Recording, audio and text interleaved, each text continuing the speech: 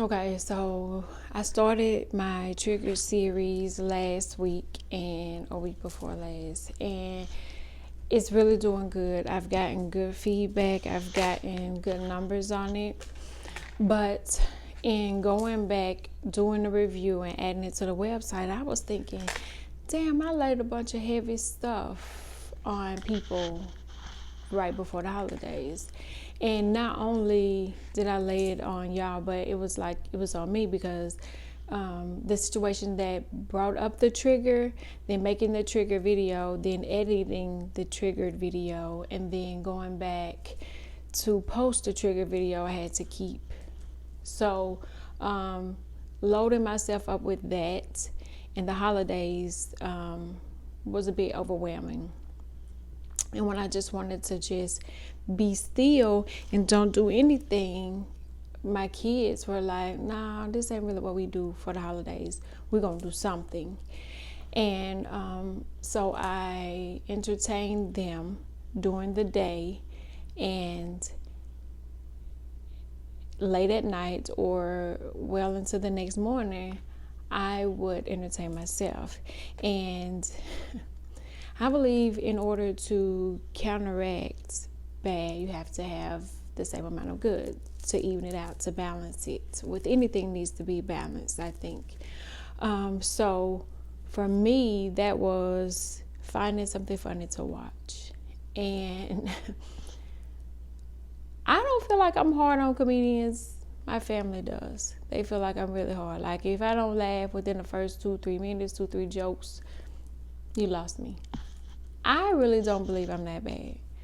However, I am a movie, book, music connoisseur. So when I think my opinion doesn't really matter, to the people that know me, that know I'm going to pick out a good movie, or that I'm going to recommend a good book, or what am I listening to, it counts. So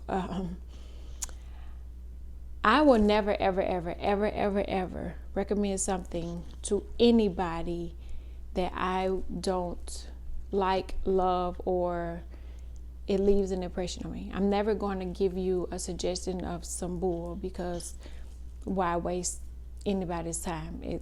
It wouldn't be good. So I was on the HBO app watching Southside. And I seen season 1 and I seen parts of season 2. So I started back up where I thought I had left off at, but I had already seen them. But it was so funny that I rewatched them.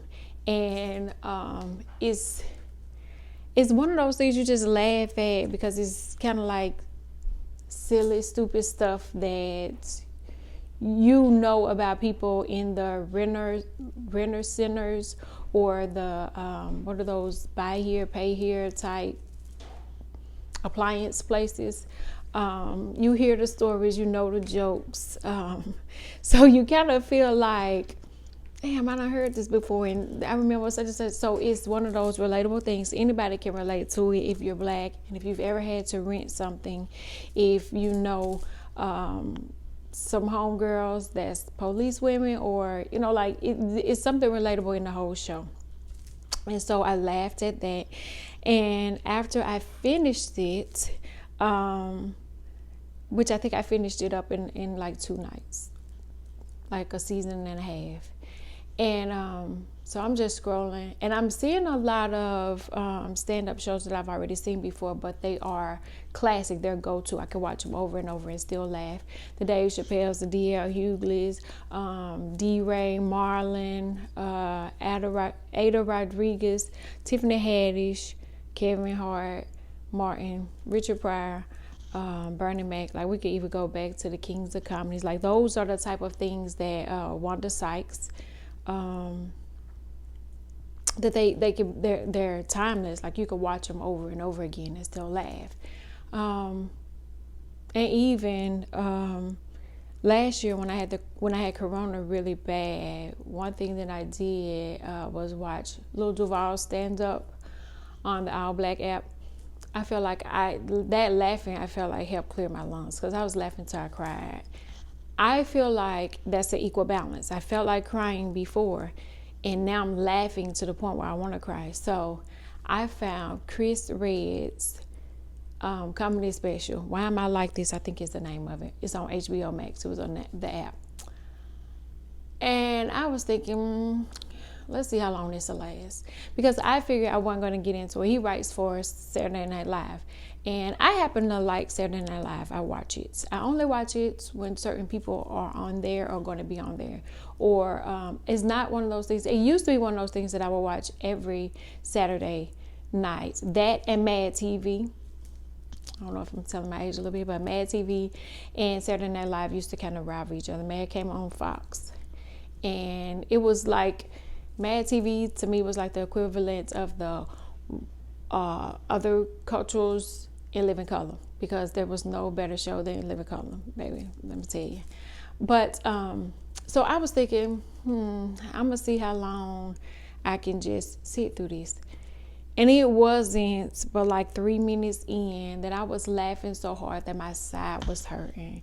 And the more I listened, because I was like, okay, he got me one time. It's impossible to get 3 laughs out of me right here in the first 30 minutes. It's impossible. But I laughed to the point that I had to get up and go make sure I wasn't waking up the kids on the other side of the house, because it was hilarious. And today is Wednesday. I've probably seen it 4 times already, because it's so like, oh my God, it was just hilarious the way he's an actor and improv because of Saturday Night Live, but then he incorporates real life stories and the hand gestures and the facial.